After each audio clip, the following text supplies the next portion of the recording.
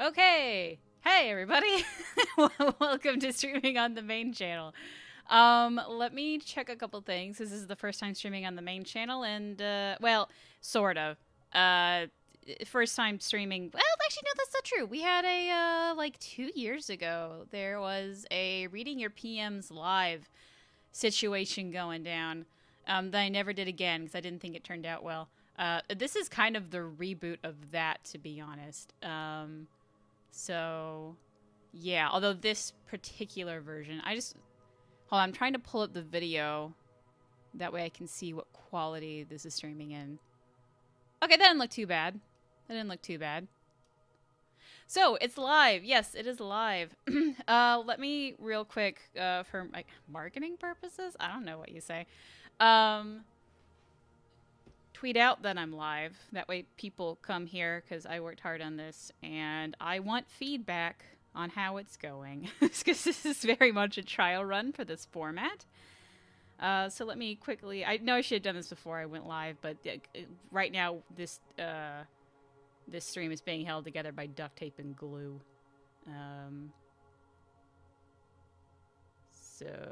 Okay, quote tweet this was saying...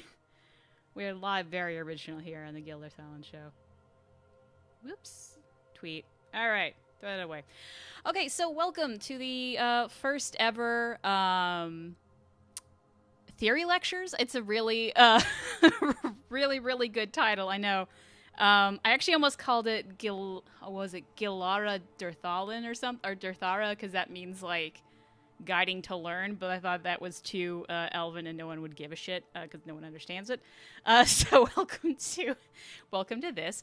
So this is very much a trial run for is this on the Dragon Age Discord server? You don't need to post it like there. They don't need more of my face. Sorry.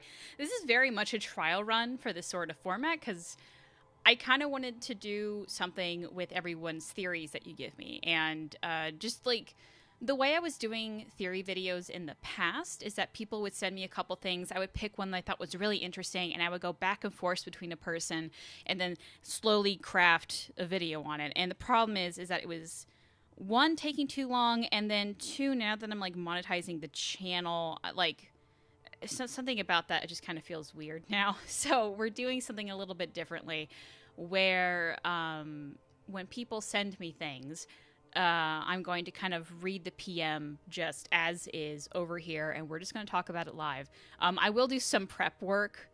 Like right now, like this, like the Canticle of Exaltations orange square you have here, I've literally made a PowerPoint for this bitch. Because I didn't really know which one to pick first, we're just doing something completely in lore. This is just a theory bait, like thing from the world of Thetis books, which I'll go over that in a bit. So yeah, this is just what this format is. Let me know how it goes. Anything you want to see next time. We'll also have some polls. The polls might be broken because this is the first time for me using polls from Streamlabs, but here we go. Oh, also there's background music, but I can't hear it. This, I don't really know why I can't hear it, but apparently you can hear it. So if you can hear it, let me know. If you can't, also let me know. So yeah, this is, because I'm doing so many, like, different weird things, I'm a little bit out of my element. I do stream regularly on Codex Added for video games, but this is my first time doing something without a video game. Anyway, I'm expecting lots of PowerPoint transitions animations. Okay, Maria, that's funny because the problem is that I made this all in a or Keynote, whatever, Apple's bullshit, whatever. But I couldn't figure out how to properly put the PowerPoint itself on OBS. So I have actually pulled it up on Photoshop. So these are just still Photoshop images I'm going to be flipping through. On the bright side, I guess I can draw on them. Let me see. Can I draw on this? Oh, no, I don't have the Photoshop app open. Hold on. Or not open, but what color do I want to draw in? Let's draw green, like a neon green. Woo. Woo. Oh, I'm not using the brush. That would probably... Boop. Now let's try. Nope, not doing it. Maybe I can't draw on this. I just want to draw on you. Oh, I'm drawing on a hidden layer. Okay, that's cool. All right, anyway, this is very clunky. We're just going to get around with it. So, what are we talking about today? Let's just get on with this. So, today we are going to be talking about the Canticle of Expectations. Exaltations, and we're going verse by verse and thinking way too hard about it. What is the Canticle of Exaltations? So, there we go. I'm really not going to go much about what the Chant of Light is or what, who Dracon is, and he's the writer of the Canticle of Exaltations, because I already did videos on it. So, I guess go watch those two if you haven't already. If this is live, sorry about that. But hopefully you've already seen it. If you get too confused, you can always pause. Oh, thank you, Srifer, for the duct tape so you can keep making Dragon Age vids. Thank you. Yeah, so I'm not really going to go too in depth, but we're just going to move on. So with that, before we really dive in to say what in lore the Canticle of Exaltations is, what is it to us as players? So the first appearance of the Canticle of Exaltations, even in reference, was actually the World of Phase Volume 2, which was published in May 12th, 2015. And it was released kind of in between Jaws of Hakon DLC and the Descent DLC. And kind of when we're going to look at kind of looking into this whole situation and what people were thinking at the time, there were a lot of people that kind of thought the Canticle of Exaltations was more about future DLC and kind of stuff like that. As we go on, I think things have actually been more relevant to Dragon Age 4 than necessarily other DLC, but we'll see what you guys think. So just for context, this came out and was published and was given to the fans when Dragon Age: The Inquisition had already come out. So in the relative scale of things, this is extremely new. Always takes notes for Professor Katie. If you guys take notes, tweet them at me, because why? Oh, God.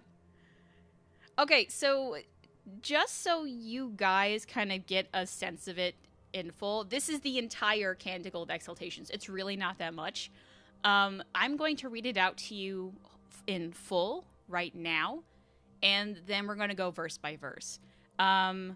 So with that, also I'm not going to read the top, because it really just says that Cordelis Dracon, who was sort of the founder for the Chantry, the Chantry proper, not the worship of the Maker. Obviously that was Andraste, as far as we know. So it was just saying that he wrote it.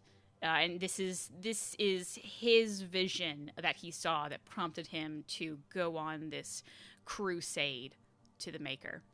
All right. So, also if I pronounce things wrong, that's just going to be the quirk. That's just who we am. Okay. Anyway, so Prolodium, Lady of starting off great. Lady of perpetual victory, your praises I sing. Gladly do I accept the gift inevitable of your glory. Let me be the vessel which bears the light of your promise to the world expectant. The vision begins, the air itself rent asunder, spilling light unearthly from the waters of the Fade, opening as an eye to look upon the realm of opposition in dire judgment. And in its baleful eye I saw the Lady of Sorrow, armored in light, holding in her left hand the scepter of redemption. She descended from on high, and a great voice thundered from the top of every mountain and pinnacle across creation. All heads bow, all knees bend. Can I... My husband just walked over. Could I help you? Oh, the baby monitor. Yeah, that'd be important. You watch her child? Yeah, okay. I was being respectful. I didn't interrupt anything. That's true. That's on me. I just forgot I didn't give you the baby monitor. Anyway... all heads bow, all knees bend. Every being in the realm of opposition pay homage to the Maker of all things returns to you. Portents for the Maker's return. 7 times 70 men of stone immense rose up from the earth like sleepers waking at the dawn, crossing the land with strides immeasurable, and in the hollows of their footsteps paradise was stamped indelible. And I heard from the east a great cry, as men who were beasts warred with their brothers tooth and claw against blade and bow, until one could no longer be told from the other, and curse them and curse their generations. And those who slept, the ancient ones, awoke, for their dreams had been devoured by a demon that prowled the fade as a wolf hunts a herd of deer, taking first the weakest and frailest of hopes, and when there was nothing left, destroying the bright and bold by subtlety and ambush and cruel arts. The ninth sacred mountain upon which rest the mortal dust of Our Lady ascended whole into the heavens to be given high honor in the realms of dreams forever. And around it a chorus of spirits sang, "Whoever passes through the fire is not lost but made eternal, as air can never be broken nor crushed. The tempered soul is everlasting." And I looked up and saw the 7 gates of the black city shatter as darkness cloaked both realms. Andraste kissed Dragon his destiny. I cowered my face fearful, but the lady took my hand from my eyes, saying, "Remember the fire. You must pass through it alone to be forged anew. Look upon the light so you may lead others here through the darkness." Blade of the Faith. And this part is the Maker returns. In dread I looked up once more, and I saw the darkness warp and crumble, for it was as thin as samite, a fragile shroud over the light which turned it to ash. And the Maker, clad in his majesty of the sky, set foot to earth, and at his touch all warring ceased. The vicious beasts lay down and were quieted. The meek lambs became bold and rose up, casting aside their shepherds to dance at the Maker's feet.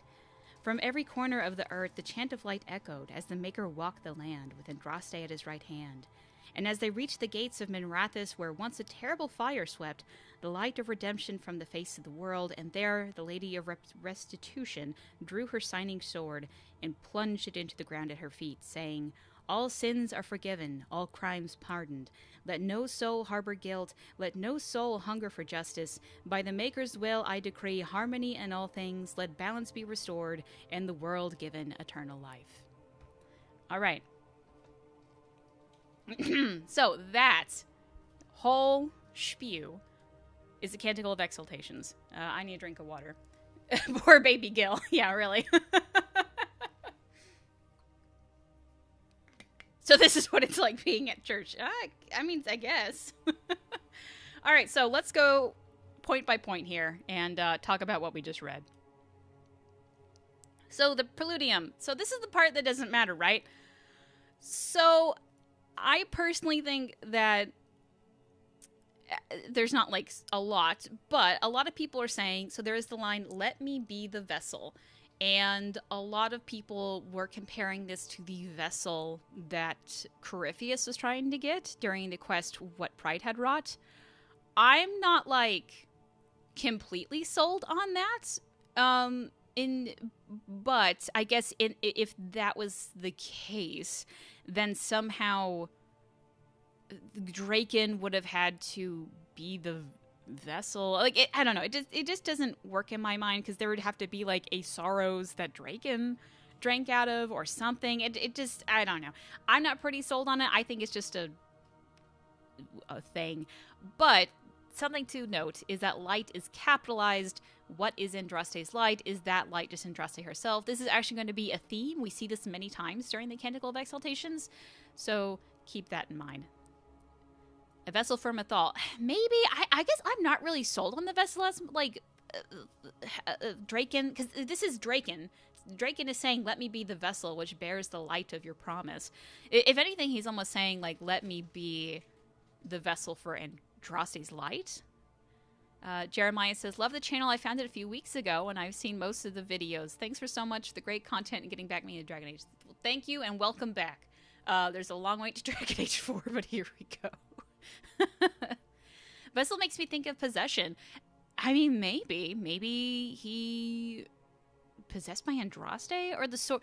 See, there's, okay, so he's the blade, or wait, no, that's not, she calls him Blade in the Faith later, but Blade of the Faith is Draken, but Aegeus of the Faith is Havard, which is the guy who brought her to, or brought her ashes, I guess, to the Temple of Sacred Ashes. So I don't know. I feel like there's something important there, but I can't tell you what it is. Maybe Sanson made that verse. I mean, maybe. All right, let's go with the next one. Okay, the vision begins. So, the air itself rent asunder, spilling light unearthly from the waters of the Fade. Is this not the breach? Like, is it not the breach? Right? Is it not the breach? is there another breach? Because here's the thing, there's two breaches. There is the breach that what happened at the very beginning of the game, and then there was the one that Corypheus redid. Now, later on, it says that the ninth sacred mountain, Belinos, rose into the air. And I guess, like, when you do fight Corypheus, after he opened that up, the temple sacred ashes did started floating. So, that's one.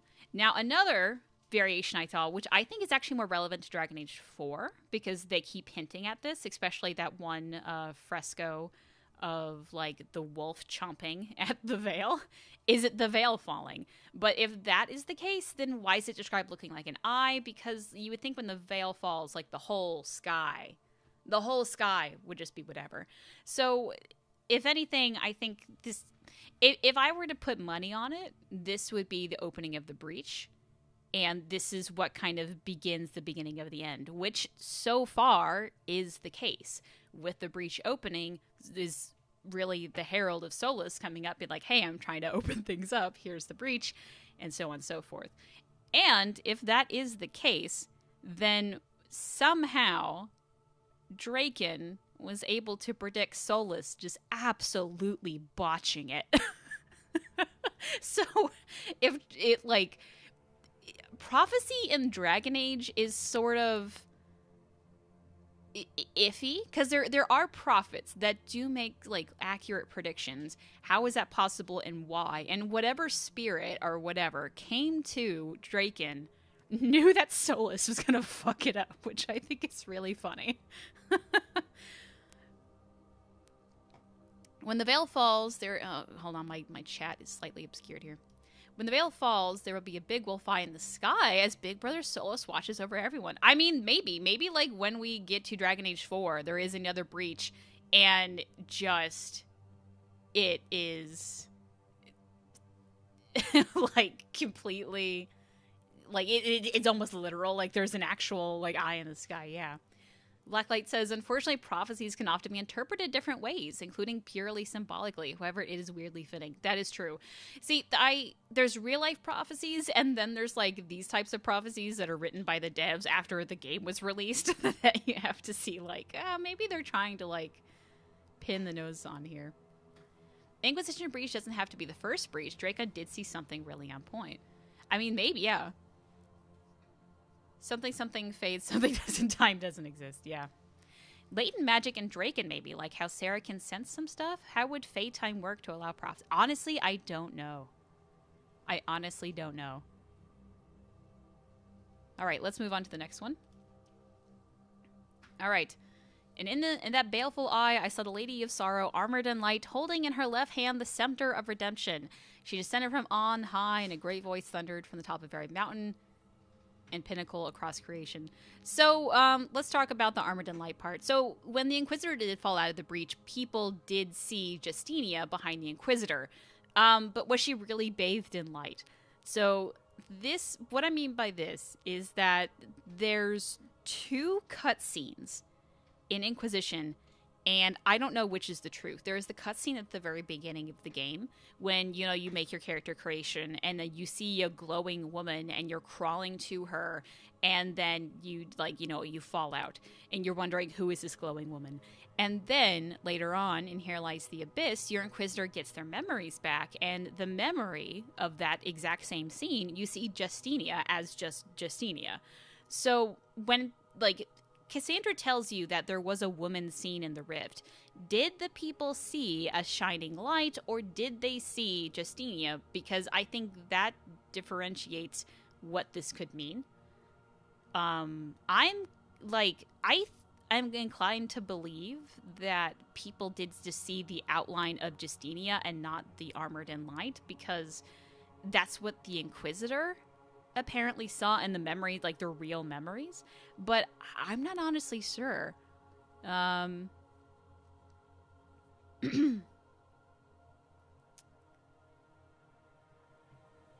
the comments. So, yeah, could this be Justinia? Maybe. But is that really the Lady of Sorrow? Could the spirit of faith or whatever that became Justinia's memory, or really whatever it was, like, not Andraste herself, but maybe like representing Andraste? I don't know. Opening uses Spirit Andraste's model with leggings and no robe, while only the hat, while the Fade one uses normal Justinia robes. Justinia model. Yeah. Who is ripped away from the Inky before the door is open? I mean, that's Justinia.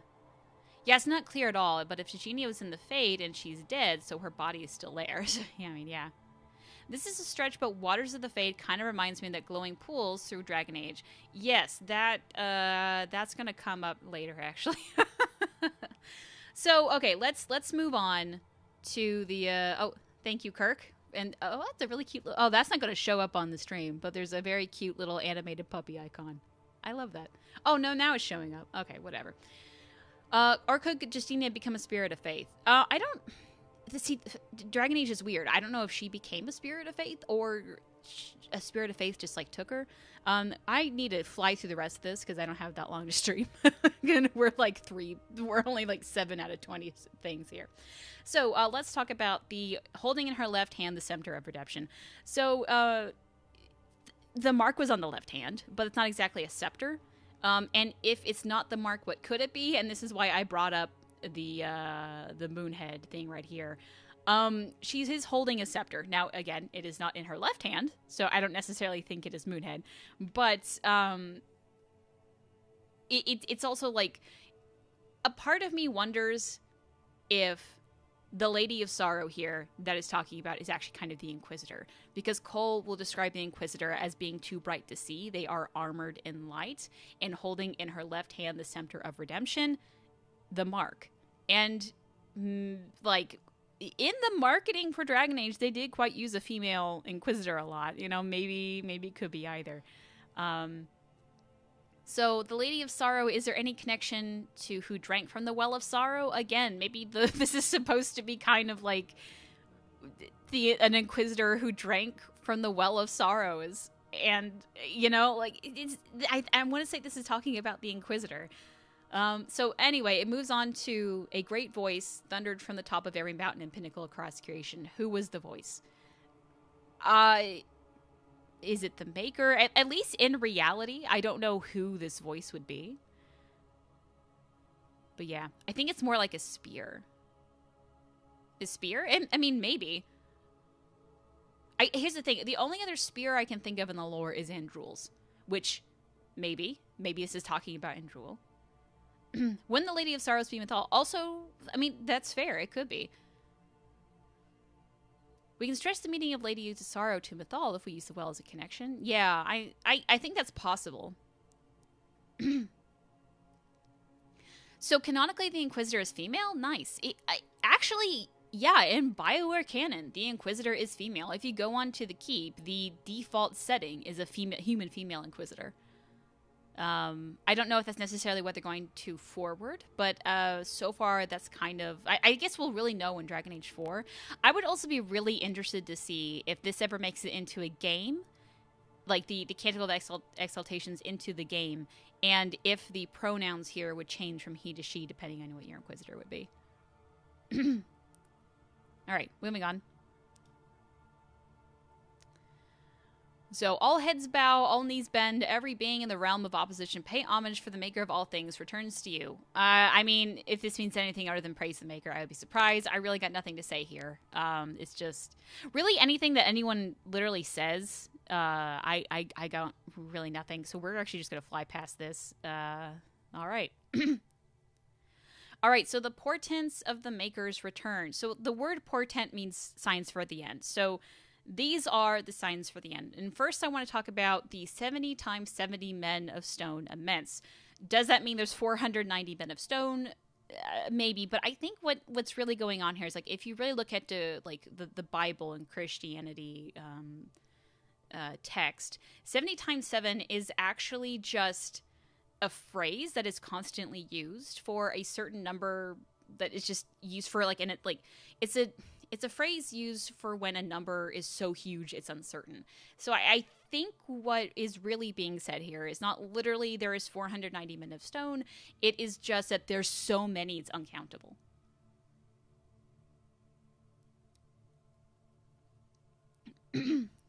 So, what are these men of stone? I think I'm personally for titans, but it could also be golems. You could also say it even be dwarves because they are the children of the stone.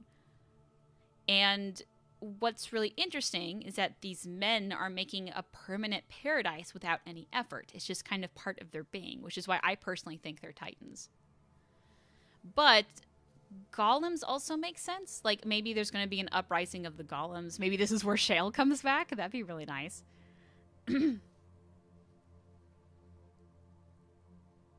I'm really intrigued by the non-Fade world being referred to as the realm of opposition. That is actually something that's talked about in the Virdurthara Codex entries. There was actually one I was reading for this because I wanted to take inspiration from it, where it's talking about a spirit lecturer.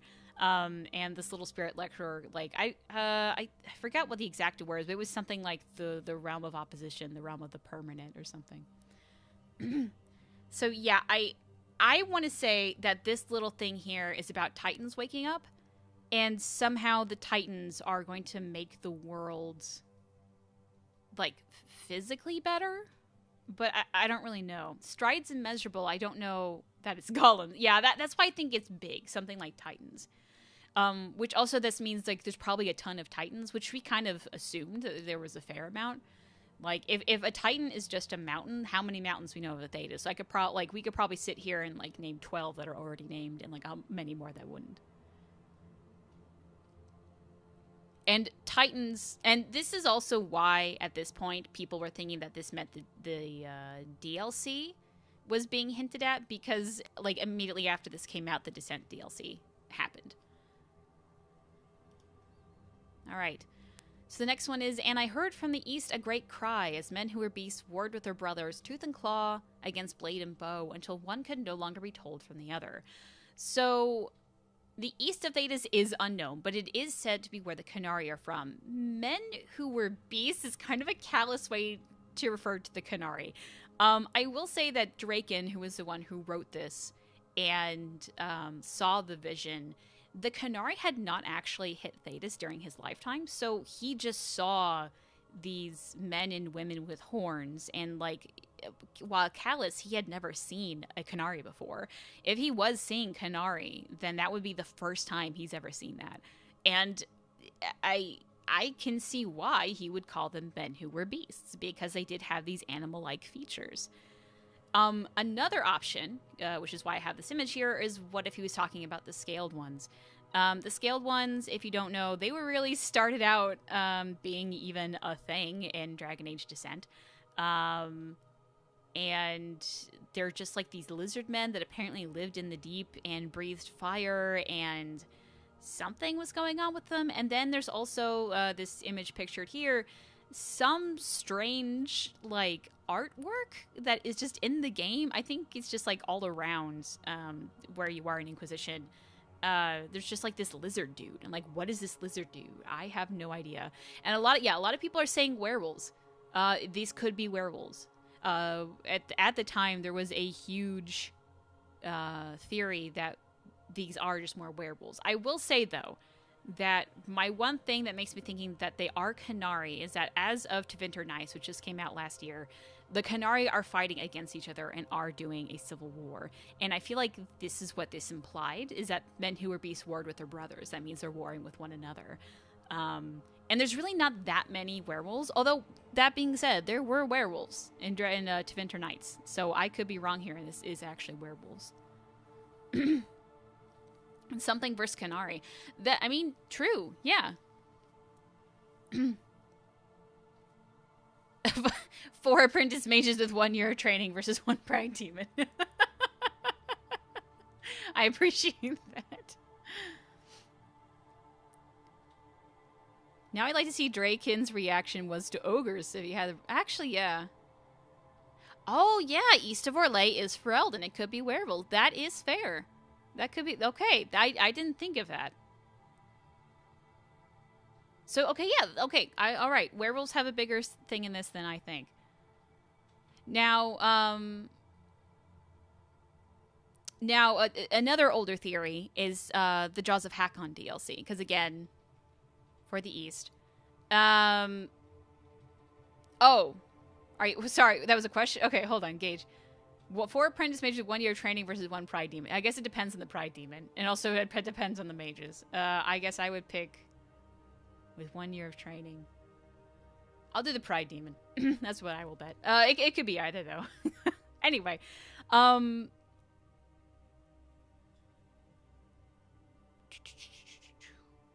so the people were saying that the Jaws of Hakon DLC was like this was a hint for that for some reason, and that it's saying that like they were trying to relate it to the Hakonites were like beasts or something, like because they're so big, and them rising up with their dragon and warring against the rest of the Avar. I think of anything that is the weakest one, but I just at least want to throw that out there that is what people were thinking. Now the cursing them and curse their generations. Now who is cursing who here? Is everyone just cursing one another? And I don't know. I don't really quite get the last 2 lines here. Until one can no longer be told from the other. Because it's tooth and claw against blade and blood. That looks like savages against the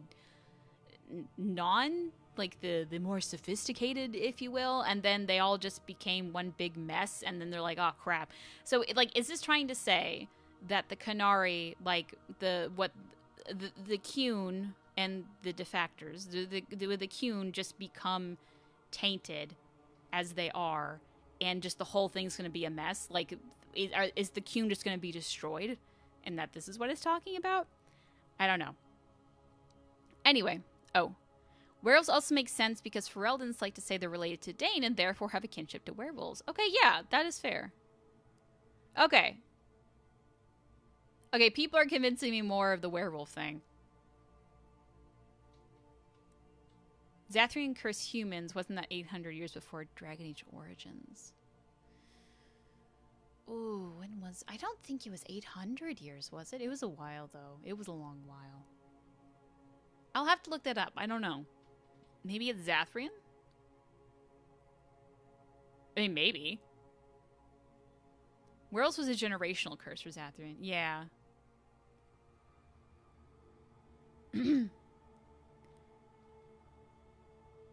Wait, Bull says they had to leave, but no one knows why. Yeah, that's, I mean, another possibility is that whoever the Qunari were running from originally come back to get them.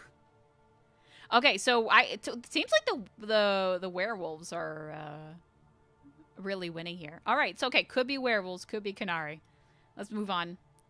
All right, and those who slept, the Ancient Ones awoke, for their dreams have been devoured by a demon who prowled the Fade. Okay, so there are just too many choices for those who slept. It could be the Evanurus. It could be the Old Gods. It could be the Elves and Euthanera, the Whispers and the Red Lyrium, the Forgotten Ones, and probably more. I do think that the Ancient Ones implies the Old Gods, but I regardless, this stinks of Solus. Like a wolf hunts a herd of deer. Come on, man. Like it's a demon prowled by the Fae that and as a wolf, it's Solus. Solus is mentioned here. It has to be, and is as a wolf hunts a herd of deer. Is Gillenon involved? She was mentioned in Tevinter Nights. How is Gillenon involved, or is it just like I don't know? It's kind of it's one of those like, is this Gillenon or is it just a mention of deer? Because it's really just so minor. But how were these Ancient Ones awaking? How were their dreams devoured? And does that make them tranquil? What happens when you make an Evanurus or an Old God or whatever tranquil? And then right here, taking first the weakest and frailest of hopes, and then when there was nothing left, destroying the bright and bold. Who is doing the taking? Is it the ones who... I think this is more of a grammar question, and I'm just not good enough at grammar to understand. But those who slept, the Ancient Ones awoke. And then taking first the weakest and frailest. So who's doing the taking? Is it the demon, or is it, which is Solus, or is it these Ancient Ones? And does that mean that either one of them is just going to be just an awful boss? You know what I mean? Like it's just gonna, like they're just gonna really mess up the world when they awake, or Solus is messing up the world. And then will whoever this is work their will onto Thais by slowly ramping up their deeds, or will stopping smaller problems in the world help prevent bigger ones? So like, it says here, by subtlety and ambush and cruel arts, would, like, I don't know how to describe it, but, like, are they going to slowly start doing things? Like, are there going to be little things missing, little things going weird in Thetis that slowly ramp up into bigger and bigger things? That's kind of how these games go, but I'm wondering if this is just saying that. This also reminds him of Briala and the Mass Empire, too, actually. The frailest of hopes for her people by subtlety and ambush. Ah, that's a good one. By RRC. Bella says, frail equals deer, so the wolf is doing the taking. Frail equals deer. Okay. Okay, I see what you mean. Okay. Okay.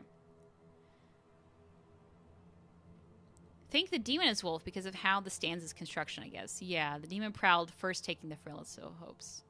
Okay, so your guys... Okay, so you're saying it's the wolf. Okay, that makes sense.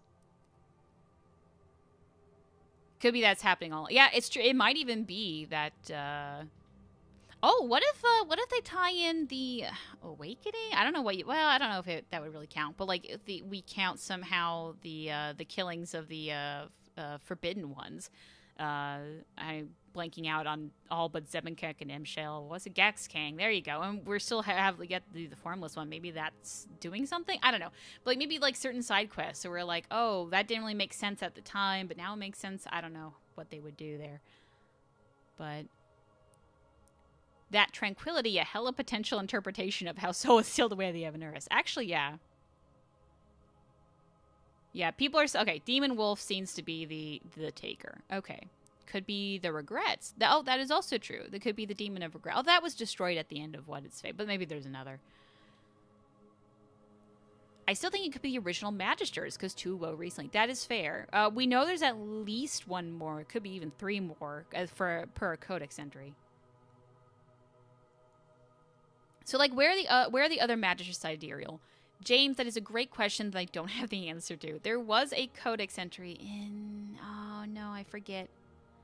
Was it Descent? It was in Inquisition somewhere. That did talk about 3 talking Darkspawn, and that 1 ate another, and another one ran away. So far, we only know of 2. 1 could have been eaten, although I think...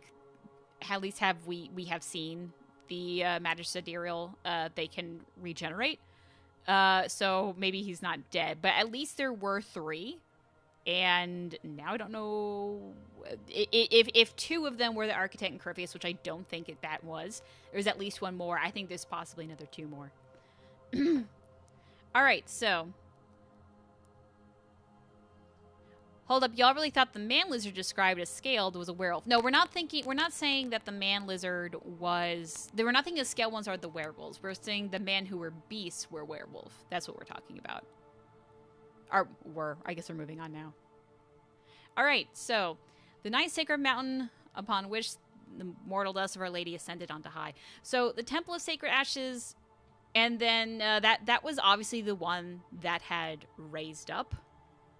As far as we know. So I guess that's it. Now, in the Temple of Sacred Ashes, and I pictured here, there is like a little icon of Mythal in the middle of it. And it's also, there's a whole bunch of lyrium and red lyrium. I kind of went over this a little bit in the last video. But there is so much lyrium around the Temple of Sacred Ashes. Some people think that was actually a Titan at one point, or maybe still is. I don't know. Now, the Ninth Sacred Mountain... It's not really given a number, but Belenos was a sacred mountain, and that's supposed to be extremely sacred, especially to the Avar. However, that was supposed to be located in Lake Calenhad, and that is not where the Temple of Sacred Ashes is, which is where this ninth sacred one is.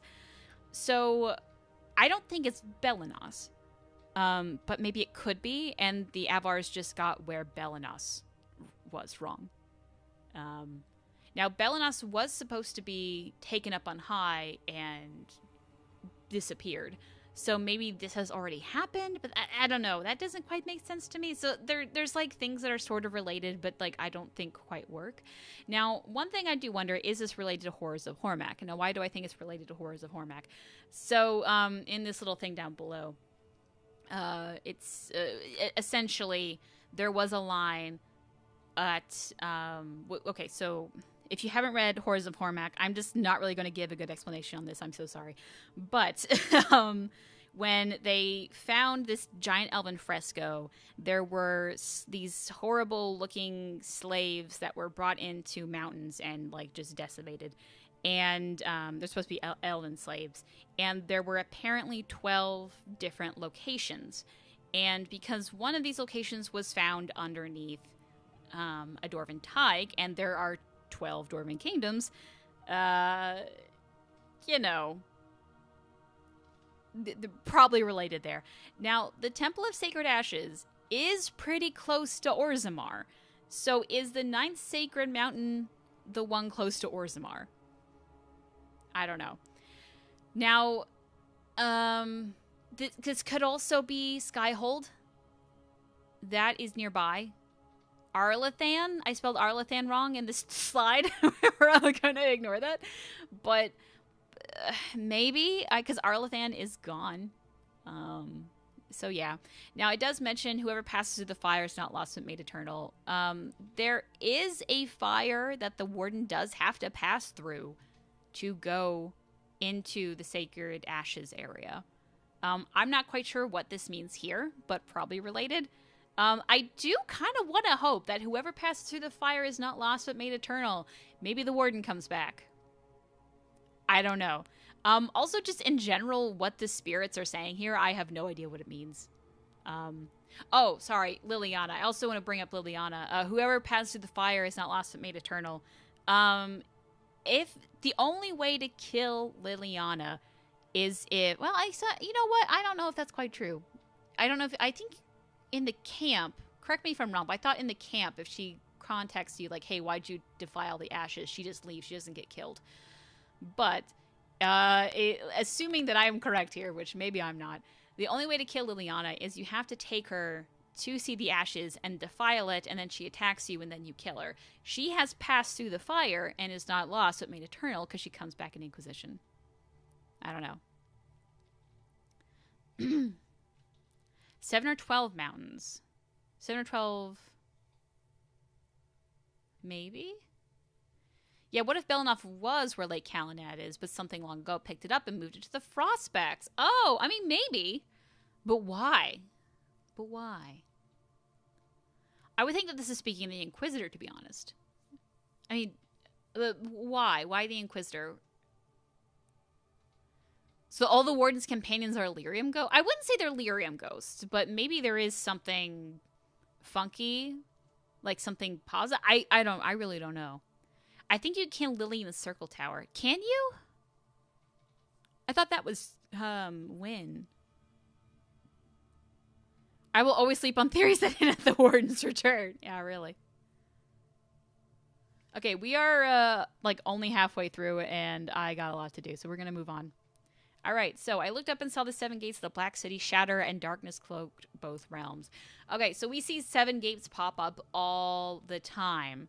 Here are 2 frescoes, as you will count. There's 1, 2, 3, 4, 5, 6, 7 little fans. These like alternating blue and yellow things. I have no idea what they are. And then on the tambourine in the Dreadwolf Rises mural, there are 1, 2, 3, 4, 5, 6, 7 little bell things that I was calling them.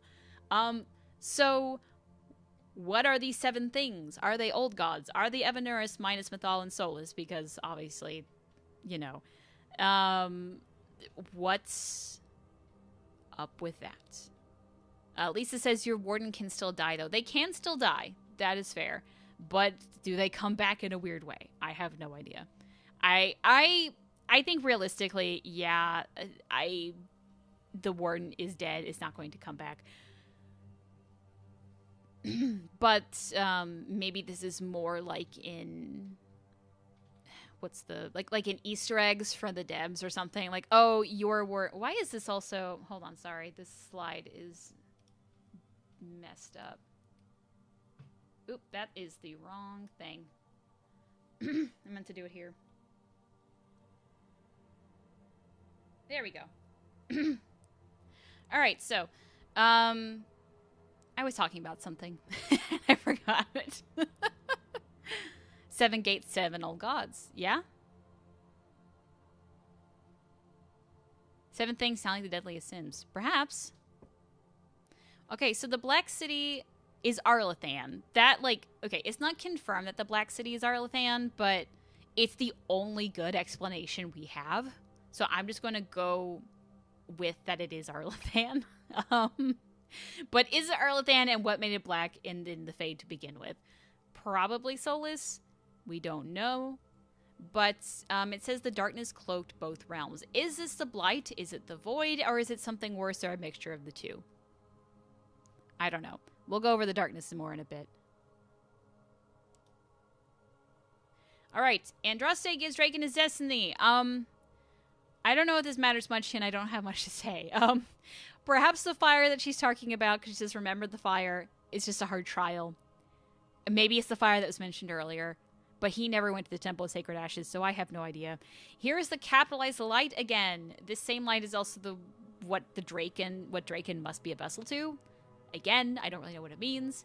And then he is the Blade of the Faith. If we're going with the darkness as the Blight, he did pave the way to ending the second Blight, so maybe this could be the future. It's somehow like the Chantry, something that he made the Chantry even Orlais is the key to stopping the Blight or whatever. Or this could have been already happened, where he is going to help stop the Blight, because Draken did actually a lot of good for Thetis. Now, granted, some of that has been spoiled, but here you go. We're just gonna fly through these. Sorry, guys. I wrote too much. This is a learning experience for me. All right, the Maker returns, and this is gonna be a lot of stuff that I don't really know what to say on, and I don't really know what's going on. So, now it says in Dread. I looked up once more. I don't think it has anything to do with Solus, the Dread Wolf. I'm just gonna pass by that one. Is this predicting the end of the Blight? Assuming again that darkness is the Blight, and then the capitalized light is back. And then... And the Maker, clad in the majesty of the sky, set foot to earth, and at his touch, all warring ceased. So, is the Maker from space? That's all I got on this one, because his majesty of the sky, and does that mean he came down from, like, the sky as in the Fade, or the sky as in, like, actually space? And there is that, like, real tinfoil guy in the Frostback DLC that does mention that there are moon men. And, like, granted, he's kind of, like, a crazy conspiracy theorist, but, like, what if the Maker was an alien? This is, like, the dumbest theory I've ever said, but I think you could at least make some sort of argument for it. And anyway, are the beasts the ones that were also men from before, or, like, actual animals? So the meek lambs became bold and rose up, casting aside their shepherds to dance at the Maker's feet. Is this, like, the Cune is finally going to relax, or is this something else?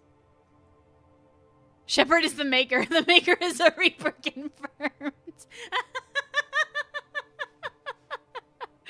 Okay, I mean, yeah. What if God was what? Yeah, okay, yeah. Cloud of the Majesty of the Sky. It's one of us. Like the player is the Maker. That'd be kind of fun, actually. Okay, now from every corner of the earth, blah blah blah, with Andraste at his right hand. You reach the gates of Minrathous. So Andraste is the right hand. Is similar to the right hand of the divine. That means she's the Maker's protector, which I kind of find interesting. I guess that is kind of what she did when she went on her exalted march against the Tevinter Imperium, because she was trying to protect the Maker's best interests. But anyway, so there was a fire in Minrathous. I think this is likely Andraste's pyre, and if this is true, then the light, capital L, would be Andraste, or was she brought to the world? And does this light, is this faith, is it hope, is it salvation, is it the soul of an old god? Maybe. Because there are some theories that Andraste, who was born in the same year Dumat was slain, allegedly, is she the host of an old god? Remember the spirit in Virderthala? She said that it was built with both the world and the Fade. I'm betting Arlathan was also built the same way. I agree. James says, are we getting a double Blight? Maybe. Remember, the fifth Blight was artificially started by the Architect, so the next old god could be ready just based on timing. Maybe time plus Architect equals double? Perhaps. His right hand, what about the left hand? It never talks about, Zura never talks about the left hand of the Maker. It's Mythal, though. Light of faith, or maybe goodness? Maybe. It could be that light is just the spirit of faith, or whatever. Now, Andraste says... now, this is more about the next slide than this one. But Andraste wants to bring back what once was when people worshipped the Maker, like apparently a long time ago. Does that not sound familiar? Is that not exactly what Solus is doing? All sins are forgiven, all crimes pardoned. Let no soul harbor guilt, let no soul hunger for justice. By the Maker's will I decree, harmony in all things, let balance be restored, and the world given eternal life. Now, mentions of justice, you can put Mythal here. I think Mythal and Solus are number 2, like something weird's happening to Lore, you blame them. So, and it's also capitalized, which gives another, like, credence to that. I have not much to say, but all is wiped clean, the world starts anew. All right. Overall thoughts, mine and yours. So overall, all of what I've just said, I think this thing has so far been the best hint at what Dragon Age 4 is that we've ever had. And we didn't even know it at the time. This has kind of just been ignored for a while, and like kind of for good reason. It's really not specific. It's not like we have anything super descriptive. I also think they kept it left open. That way the devs can, like, have a little bit of wiggle room given, like, things. Because, like, the game has been restarted. When they wrote this, they had one thing in mind, and then it got restarted, and now it's something different. So is this even relevant? At least as to Winter Nights, I do think they're calling back to this. World given eternal life sounds like the veil being torn down and everyone becoming immortal again or dying, says Melrican. That's a good one, yeah. Vera Betlasan says overall DA4 is going to be a mess. Alistair says Morgan is supposed to be the herald of a new age. Maybe. Paul says, I don't know. I don't know how I'd feel about the entire known history of Thedas just being about the ancient elves. I hear that a lot. Now, I do think the dwarves have something going on. I also wonder if, like, the current arc we're getting of Dragon Age is about the ancient elves, and given more time, other things would happen. Oh god, epistemological oh god, you just gave me like the worst word to try to pronounce. I'm so sorry. Was literally the length of a college lecture. Bravo, Katie. They're longer actually, but yeah, thank you. Maybe the development of Dragon Age 4 is coming when the world dies prophecy, says Jorge. Yeah, maybe. Cassandra is a right hand, Liliana's a left, Andraste is a right, and blank is a left, says Driftchan. Yeah. James says Draken foresaw Dragon Age 4 confirmed. Sir William says, I think all of Flemma's daughters possess a piece of Mythal's soul. Possible. Maybe like all the daughters are going to have to come back together and like Captain Planet and Mythal. Sorry, can you imagine just like a whole bunch of like scantily clad witches coming out of there and like by your powers combine. And then a Mythal pops out. Oh, that's the dumbest thing I've said today. Maybe the real story is Morgan's, says Dreamwear. Maybe. Rockley says not another elf lore. I hope not. The old one or the old one or something. I mean, for all we know, the old gods are somehow related to the elves. Oh, Hikiko Murray says, what if Flemeth was the left hand of the Maker? Maybe.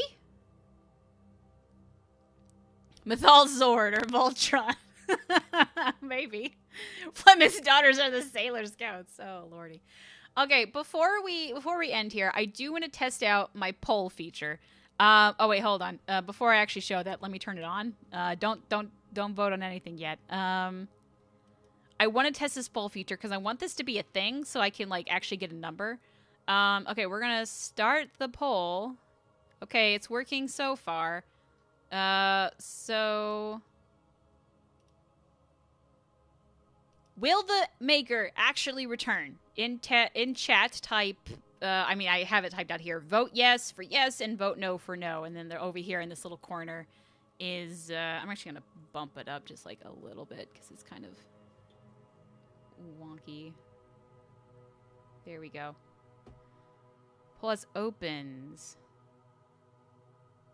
Hey, it's working. Okay, we're working. We're good. Okay, this is good. I was worried that this wouldn't have worked out.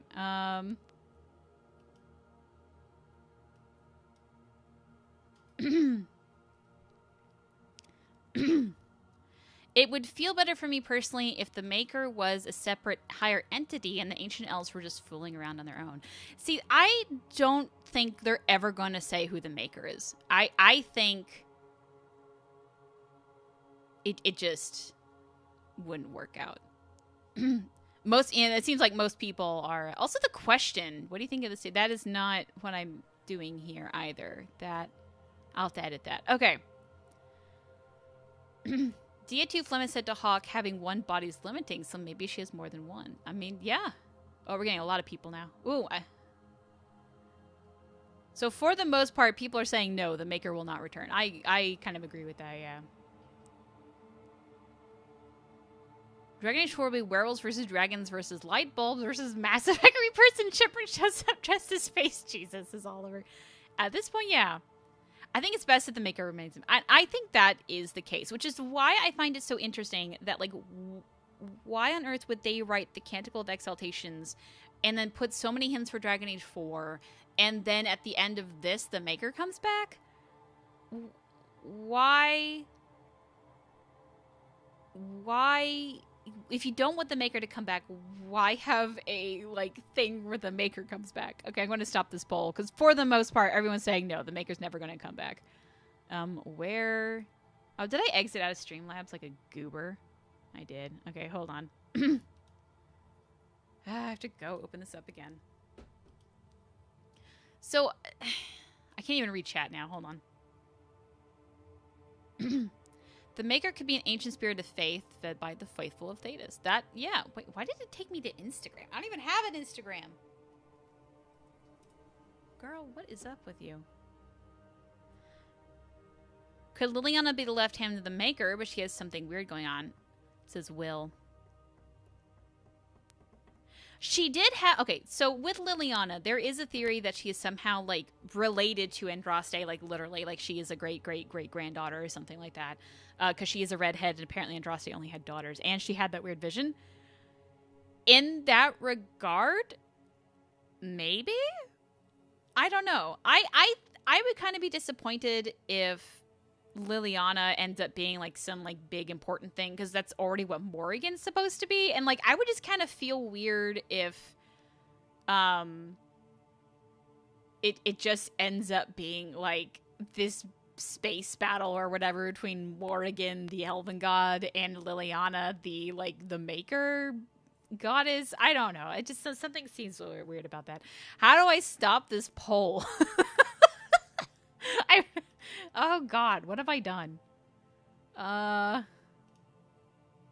Okay, here we go. Close the poll.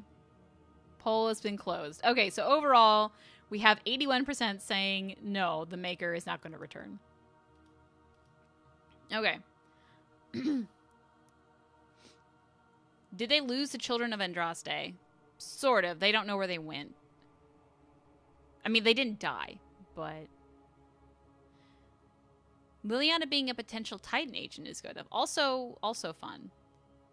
Now, the thing with Liliana is that there's 100 theories for Liliana alone, just because she has so much weird, especially in the Light of Inquisition. For the moment, though, I think that's where we are going. Oh, this slide is also just absolutely borked. What have I done to this place? Boop. There we go. No. Okay. So, for the most part, that is all I have presented for today. I kind of got to get on my way, so I'm not going to spend too much time here. But, like, what do you guys think of this format? About an hour, pretty short. In the future, I'll probably do more fan theories and try to like kind of group them up by same category. Maybe just do one or two, and then like we kind of have a short discussion on it with the polls. Like if you don't want to like sit there and type out a whole bunch of stuff, I'll have like the polls ready so you can say yes I agree, yes I or no I don't agree. That's kind of what I'm thinking of. What do you guys think of the format? James says thank you for the hard work and dedication on the stream. Thank you. Loved it. 'Twas fun. Was good. Professional strem. Okay, people are liking it. That's good. Is there anything you changed? Like, is the background music even adding anything? Because I can't even hear it. Should I change it up? I don't know. It was fun. Okay. I'm happy if they show us the other species on the planet. Oh, yeah. The Fex. The Fex are supposed to be something weird. I'm excited to hear my comment. Oh, thank you, James. Okay, so people are liking it. Okay. Okay, so I'm glad you guys had a blast. Can hear the music, they like it. Will this be saved on YouTube? Yes, this will be saved on YouTube. And every time I do one of these, YouTube automatically makes a copy. Oh, thank you, Gage.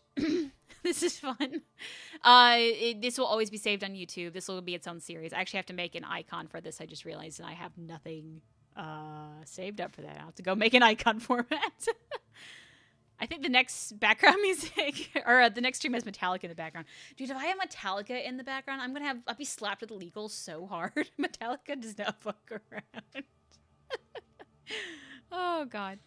Background music is giving me some relaxing yoga meditation vibes. It's supposed to be the background song for the chantry. Again, I can't actually hear it, so I'm just assuming it's happening. I'll probably change up the music and maybe even the background a little bit from time to time. Maybe not at the beginning, just because I need to like figure out the format. So ideally, this will be this is cool and weird. This is cool and weird, but are we going to do this again? We will. I'm hoping for every other week. We'll see how it actually goes. Thank you again, Michael. And that's such a silly dog. Is your name Michael? I don't know what the L with the line through it means. By the way, Katie, your character in Dungeons and Dragons this week. Thank you. I love Thora. We're actually going to be recording. What is Dungeons and Dragon Age? Dungeons and Dragon Age is something we're doing on the Kingdoms channel. And we're playing Dragon Age, or Dungeons and Dragons, but with the Dragon Age theme, and I play the character Thora. Anyway, we're just getting off topic. I'm actually going to go now. Guys, thank you so much for coming, and I really appreciate all the support. I have like a whole bunch of fan theories, like from at least the last year, even more. If you have emailed me or anything, I am so sorry. I haven't even touched it. I've been so overwhelmed with everything else. So I have a giant backlog to go through. However, that being said, if there is something that either we talked about today or is this something in your mind that you want to message me about, you can message me on Reddit as Gilderthal. You can what's my Twitter handle? I need like a page for this. On my Twitter is Gilderthon on Twitter. And you can just like DM me. My DMs are open for the time being. They might not always be. And then you can also email me at gilderthon@gmail.com if that's easier for you. I will not always respond to you. Sometimes my response will just be in one of these videos if I get to it at all. And I can't promise I get to your thing just because we're going to end up getting a lot of repeats. And kind of let me know like what you guys are thinking of what is the theme you want to see next. You can either I'm about to end this, so I don't know if you want to say it in the chat, but like leave a comment on the video saying like what sort of like theme for the theories that I pick out. You want to see more elves, you want to see more dwarves, you want to see more maker, you want to see more whatever the fuck, let me know. So guys, thank you so much for coming.